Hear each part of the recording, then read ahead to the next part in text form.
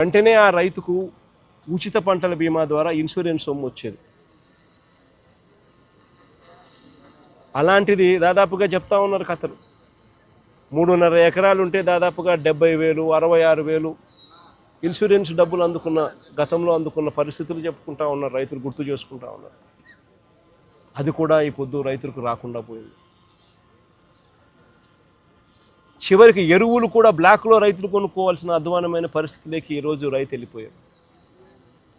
263 రూపాయలకు దొరకాల్సిన ఎరువు యూరియా ఏకంగా 500 రూపాయలకు 600 రూపాయలు అన్నైతే 600 రూపాయలకు కూడా కొనుక్కున్నాడు. అవసరాన్ని బట్టి బ్లాక్లో విచ్చలవిడిగా అమ్ముతా ఉన్నారు. పంట అమ్ముదాము అని చెప్పి చూస్తే ఇన్ని నష్టాలకు ఊర్చి రైతు కష్టపడి పంట పండిస్తే పంట అమ్మాలని చూస్తే ఆ పంట గిట్టుబాటు ధరలు రాని పరిస్థితి. ఎంఎస్పి చూస్తే 1750, రైతు చేతికి వస్తుంది ఎంత అంటే కేవలం 1350 రూపాయలు.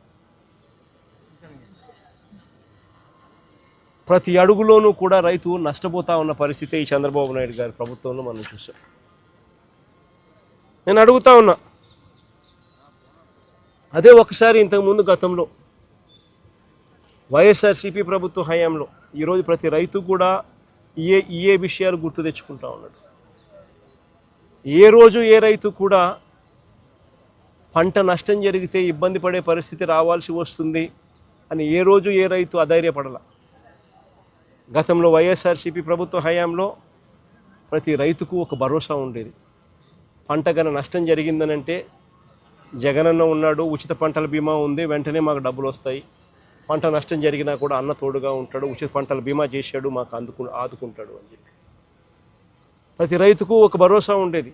అన్న ఉన్నాడు, సీజన్ ముగిసేలోగానే ఇన్పుట్ సబ్సిడీ మా చేతికి డబ్బిస్తాడు, మరుసటి సీజన్ పోయేసరికి మళ్ళీ చేతిలో డబ్బులు ఆడతాయి, మా చేతిలో డబ్బులు వస్తాయి, ఆ డబ్బుతో మళ్ళీ మరుసటి సీజన్కు మళ్ళీ పంటలు వేసుకునే పెట్టుబడికి పెట్టే పరిస్థితి మాకు ఉంటుంది. పెట్టుబడి మొదలయ్యేసరికి రైతుకు భరోసా ఉండేది. రైతు భరోసా కింద అన్న ఉన్నాడు, 13,500 మాట చెప్పాడు. మాట చెప్పిన ప్రకారం ప్రతి సంవత్సరం ఖచ్చితంగా ఇచ్చాడు. పంట వేసే సమయానికే మా చేతికి 7,500 రూపాయలు మా చేతికి వచ్చేది. అక్టోబర్లో మరో 4,000 ఇచ్చేవాళ్ళు, జనవరిలో మరో 2,000 వచ్చేది. ఖచ్చితంగా 13,500 ఆయన చెప్పిన ప్రకారం ఖచ్చితంగా ప్రతి సంవత్సరం ఆయన ఇచ్చేవాడు పెట్టుబడికి సహాయంగా అని చెప్పి ప్రతి రైతుకు ఒక భరోసా ఉంటుంది. ఏ రైతుకైనా కూడా ఆర్బీకే అనేది చేయి పట్టుకుని నడిపించే ఒక వ్యవస్థగా ఉంటుంది. ప్రతి రైతు కూడా తాను వేసిన పంటను ఈ క్రాప్ జరిగేది.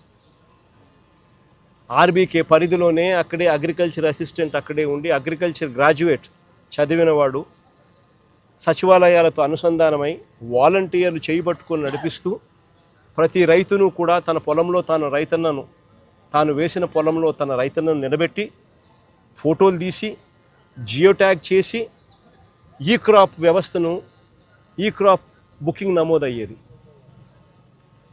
ఆ బుకింగ్ నమోదు కావడంతో ఏ రైతుకైనా కూడా ఏ పంటకు ఎప్పుడు ఏ ఇబ్బంది వచ్చినా కూడా వెంటనే ఆ ఈ క్రాప్ నమోదైంది కాబట్టి రైతుకు వెంటనే ప్రభుత్వం తోడుగా నిలబడేది.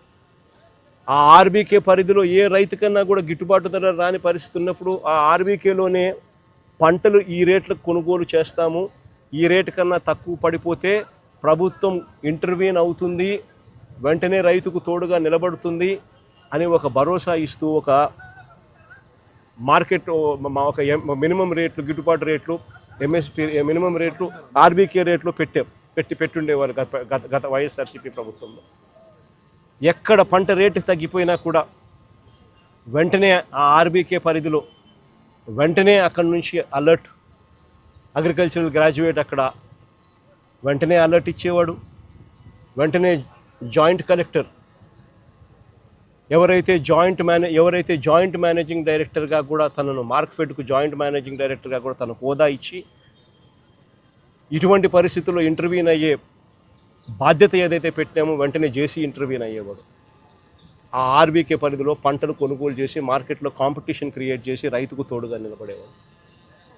సీఎం యాప్ అని continuous monitoring of agricultural price and produce అని ఒక యాప్ ఆర్బీకే అసిస్టెంట్ చేతిలోనూ ఆర్బీకేలో ప్రతి రైతుకు బాసటగా ఉండేది.